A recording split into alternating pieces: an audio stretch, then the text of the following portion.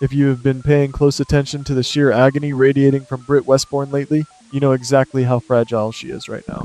Locked behind bars, isolated from everything she knows, and terrified of a Huntington's disease diagnosis that we and Lucas Jones know is nothing more than a cruel, fabricated lie, Britt is a woman pushed to the absolute brink of human endurance. She is throwing violent fits, screaming at the walls, and begging for a lifeline in a world that has seemingly turned its back on her. And who is standing on the other side of those iron bars, bearing the full weight of her desperation? Dante Falconeri? Dante, the noble cop, the fiercely protective father of Rocco, the man who is currently drowning in a vicious cycle of guilt for tracking Britt down and bringing her back to Port Charles to face the music. Here is where my theory takes a terrifying turn into the shadows, exploring a nightmare scenario that I believe is inevitable. We know that Cassius Faison, in a rare moment of twisted brotherly affection, sent a package of what he genuinely believed to be life-saving Huntington's medication to Britt while she was on the run.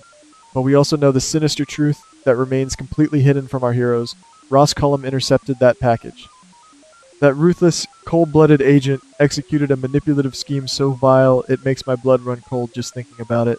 Cullum swapped the real medication with a lethal poison, ensuring that whoever took those pills would not find a cure, but a swift and agonizing end.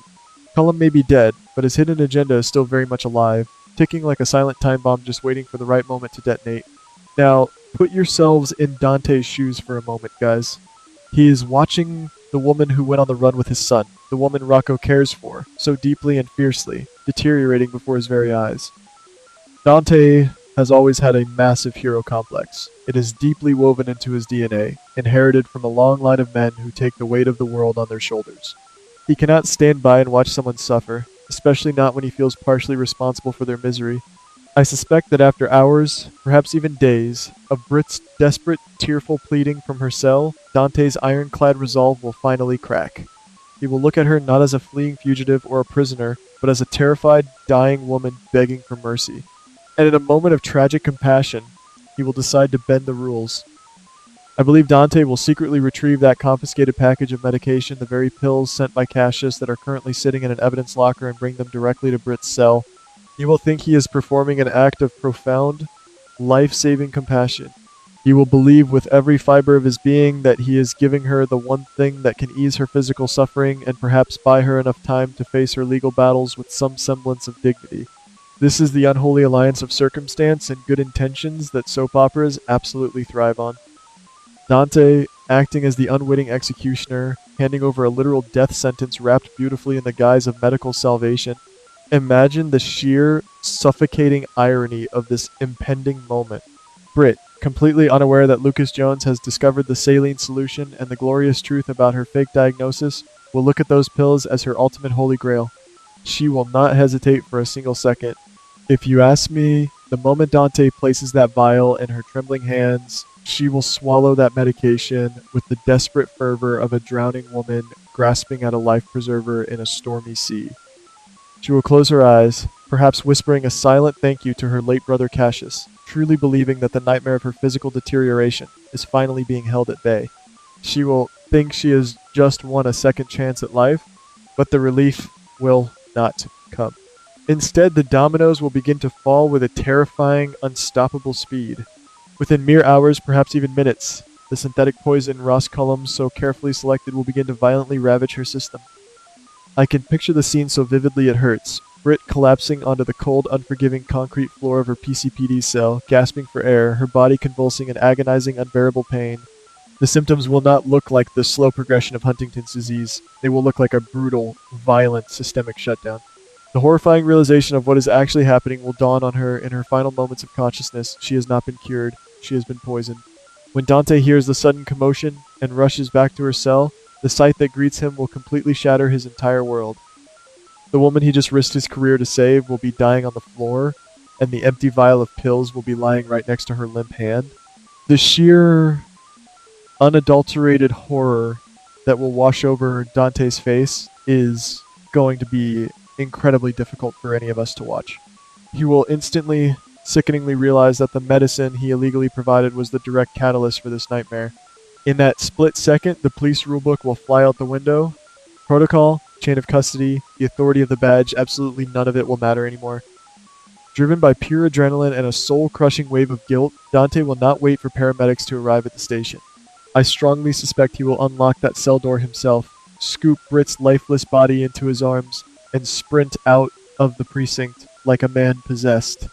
He will commandeer a squad car, sirens blaring and lights flashing, tearing through the busy streets of Port Charles in a desperate, reckless race against the clock to reach General Hospital.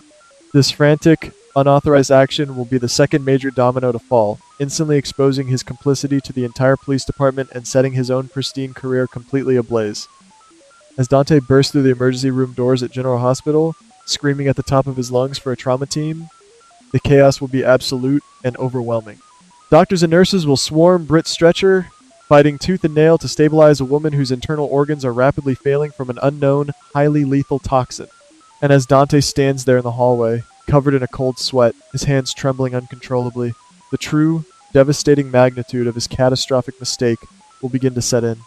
He didn't just break the law to help a prisoner, he actively facilitated a murder. But ladies, the tragedy absolutely does not stop there. The most devastating, earth-shattering domino is yet to fall. Word travels incredibly fast in Port Charles, especially when it involves the life or death of a prominent town figure. It will not take long for the news of Britt's critical condition to reach the one person who loves her more fiercely and dangerously than anyone else on this earth. Liesl Obrecht. Liesl has already lost so much in her tragic life. She has endured the unspeakable agony of losing Nathan, and she has just faced the brutal, shocking revelation of Cassius's deception and subsequent death. Britt is quite literally all she has left in this world.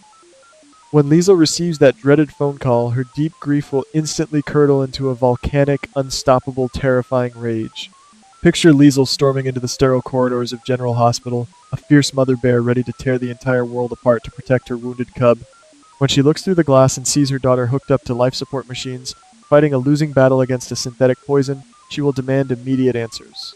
And when she ultimately discovers that it was Dante Falconeri, a cop, a man she is already deeply suspicious of who personally handed Britt the lethal dose, the confrontation will be nothing short of explosive. It will be the kind of scene that wins daytime Emmys. If my theory holds true, Liesl will not just yell, she will physically and viciously attack Dante right there in the waiting room. She will pound her fists against his chest, screaming in a terrifying mix of German and English, accusing him of being a complicit pawn in a grand WSB conspiracy to wipe out her entire bloodline. She will blame him entirely and unequivocally for finishing the sinister job that Ross Cullum started.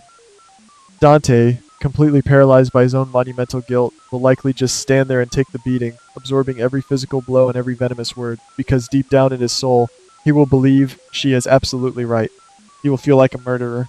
This single, tragic event will ignite a massive, uncontrollable war in Port Charles. Liesl Obrecht is a woman with immense, shadowy resources and a complete disregard for the law when her family is threatened. She will not rest until Dante is stripped of his badge, his freedom, and his peace of mind. She might even launch a full-scale, bloody vendetta against the PCPD and the WSB, convinced that this was a coordinated assassination attempt on her daughter. The ripple effects will be catastrophic, pulling in Laura Collins, Sonny Corinthos, and even a recovering Anna Devane into the dangerous crossfire as they try to uncover the truth about Cullum's poisoned pills. And what about young Rocco? How on earth will a young boy, who already deeply resents his father for arresting Britt in the Virgin Islands, process the horrifying news that his father is the exact person who handed her a poisoned pill? The psychological damage to the Falconeri family will be completely irreparable. Dante's historically strong relationship with his son, his burgeoning, trusting romance with Elizabeth Baldwin, and his very core identity as a protector of the innocent will be burned to absolute ashes in the toxic fallout of this one fatal decision. He will lose everything he holds dear. The sheer brilliance of this potential storyline lies in its tragic, inescapable inevitability. Ross Cullum's ghost is still pulling the strings from beyond the grave, using Dante's innate goodness and compassion as a weapon to destroy Britt Westbourne. It is a masterclass in emotional devastation, proving once again that in the soap opera world, the road to hell is truly paved with the absolute best of intentions. The writers have laid out all the puzzle pieces perfectly, creating a web of dramatic irony that is almost too painful to watch, and we are all just sitting on the edge of our seats, waiting for the final, devastating push. So, I leave you with this lingering question to ponder, my fellow longtime viewers. When the dust finally settles, in the halls of General Hospital, and Britt's ultimate fate is revealed. Will Dante Falconeri ever be able to look at his own reflection in the mirror again? Or will the crushing guilt of being the unwitting executioner drive him to a dark point of absolutely no return?